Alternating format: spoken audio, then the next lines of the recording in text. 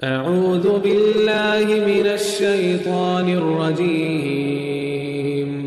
بسم اللہ الرحمن الرحیم بسم اللہ الرحمن الرحیم وقالوا لولا یأتینا بآیۃ من ربہ اولم تأتیہم بینۃ ما فی الصحف الاولی ولو انا اہلکناہم بعذاب من قبلہ لقالوا ربنا لولا ارسلت الینا رسولا فنتبع آیاتک من قبل ان نضل ونخزى قل كل متربص فتربصوا فستعلمون من اصحاب الصراط السوی ومن اہتدی۔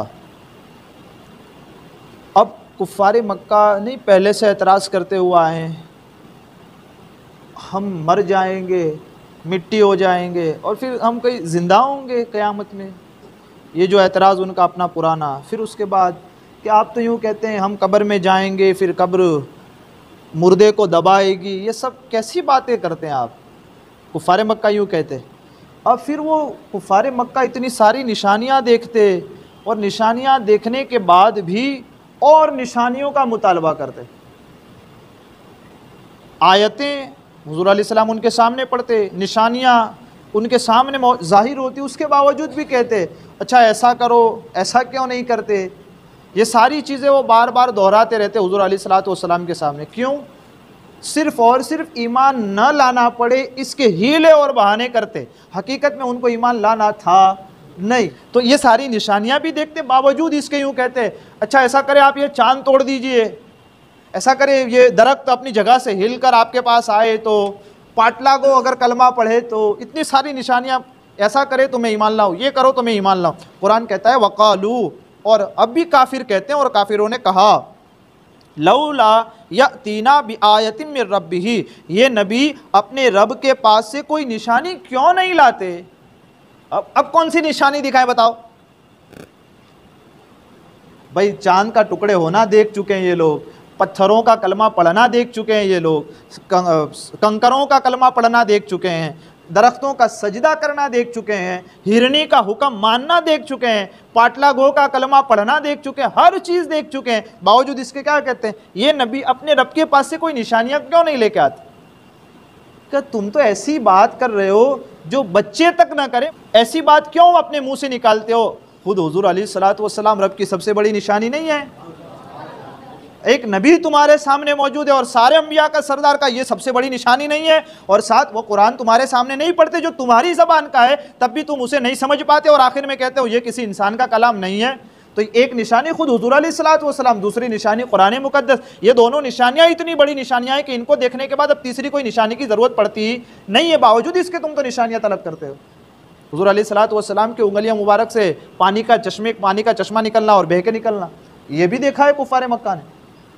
اتنی ساری نشانیاں دیکھ رہے ہیں، اس کے باوجود کیا کہتے ہیں یہ نبی اپنے رب کے پاس سے کوئی نشانی کیوں نہیں لے کر کے آتے؟ اولم تأتیہم بینۃ ما فی الصحف الاولی، اب اللہ فرماتا ہے اور کیا ان لوگوں کے پاس پہلی کتابوں میں مذکور بیان نہیں آیا؟ انہوں نے توریت پڑھ کے نہیں رکھی ہے، زبور نہیں پڑھی ہے، انجیل نہیں پڑھی ہے، اور صحیفے نہیں پڑھے ہیں، صحف ابراہیم و موسیٰ، ابراہیم کے صحیفے، موسیٰ کے صحیفے نہیں پڑھے، ہر ایک کے اندر یہ تذکرہ آیا ہے کہ سید الانبیاء آخر میں آنے والے ہیں، ہر ایک کے اندر یہ بات بیان کی گئی ہے کہ نبیوں کا سردار سب سے آخر میں آئے گا، اس کی امت سب امتوں سے افضل ہوگی، سب سے پہلے جنت میں جائے گی۔ یہ سارا بیان تو پہلے سے تم لوگوں نے پڑھ کر کے رکھا ہے، باوجود اس کے اب یوں کہتے ہو کہ اب کوئی اور نشانی کیوں نہیں لاتے؟ یہاں تک وہ کہہ گئے، ایمان نہ لانے کے سبب یہاں تک کہہ گئے کہ اگر حضرت موسیٰ اور حضرت عیسیٰ آویں اور یوں کہوے کہ یہ آخری نبی ہے تو مان ہے۔ ہزاروں نشانیاں دیکھ لی، اب ایمان لانا ہی نہیں ہے، اب آخر میں کہتے کیا ہے؟ ایمان تو ہم نہیں لائیں گے۔ حضرت موسیٰ اور حضرت عیسیٰ کیوں؟ ایک نصرانیوں کے نبی ہیں، ایک عیسائیوں کے نبی ہے، ایک عیسائیوں کے نبی ہے اور دوسرے یہودیوں کے نبی ہے، اور رہتے کون تھے؟ کفار مکہ کن کے ساتھ رہتے؟ یہودیوں کے ساتھ یا تو نصرانیوں کے ساتھ۔ تو کفار مکہ کو جتنی خبریں آتی وہ سنتے اور علم حاصل کرتے، سمجھتے کہاں سے؟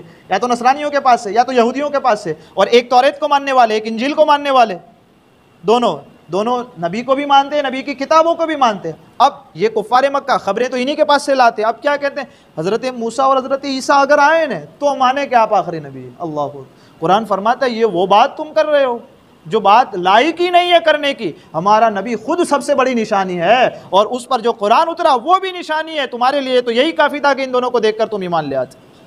قرآن مقدس آگے ارشاد فرماتا ہے وَلَوْ أَنَّا، اہلکناہم، اور اس کے سبب اگر ہم انہیں ہلاک کر دیں بعذاب من قبلہ، رسول کے آنے سے پہلے، ان کو ہم ہلاک کر دیں، عذاب دے دیں، فلقالوا، تو وہ ضرور بولیں گے ربنا لولا ارسلت الینا رسولا، تو ضرور کیا کہیں گے، اے ہمارے رب تو نے ہماری طرف کوئی رسول کیوں نہیں بھیجا؟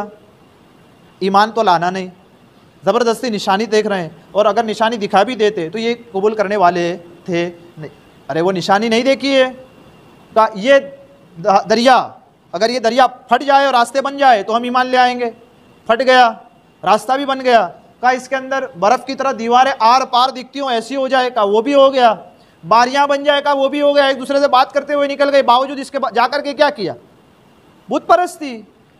تو پہلے کی امتوں نے اپنے نبی سے نشانیاں مانگی، اللہ نے ساری کی ساری دے دی، دکھا بھی دی، اس کے باوجود وہ لائے ایمان؟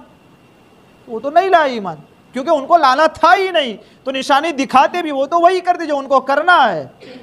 ہاں اگر ہم انہیں عذاب دے دیں ان کے اس کرتوت کے سبب، وَلَوْ أَنَّ أَهْلَكْنَاكُمْ بِعَذَابٍ مِّن قَبْلِ، آپ کے آنے سے پہلے، رسول کے آنے سے پہلے اگر ہم ہلاک کر دیں نا ان کو، تو یہ ہماری بارگاہ میں آ کے کیا کہیں گے، پروردگار عالم کوئی رسول بھیجتا تو ہم ضرور ایمان لاتے۔ آج کے مجرمین بھی تو یہی سب کہتے ہیں نا، مجھے پہلے پتا ہوتا کہ آپ نے ماسک لگانے پہ 1000 ڈنڈ رکھا ہے تو میں پہلے سے لے کے نکلتا، اب پکڑا گیا ہے تو کہتا کیا ہے چھوٹنے کے لیے، پہلے اگر کہہ دیا ہوتا تو ضرور میں یہ تو کرتا۔ وہ کفار بھی اللہ کی بارگاہ میں جا کر یہ کہتا، اللہ فرماتا ہے اگر ہم نہ بھیجتے رسول اور عذاب دے دیتے تو یہ پلٹ کر آ کر ہمارے پاس آ کے کیا کہتے، مولا کوئی رسول بھیج دیتا تو ہم ضرور مان لیتے، اور ابھی موجود ہیں اس کے باوجود نہیں مان رہے۔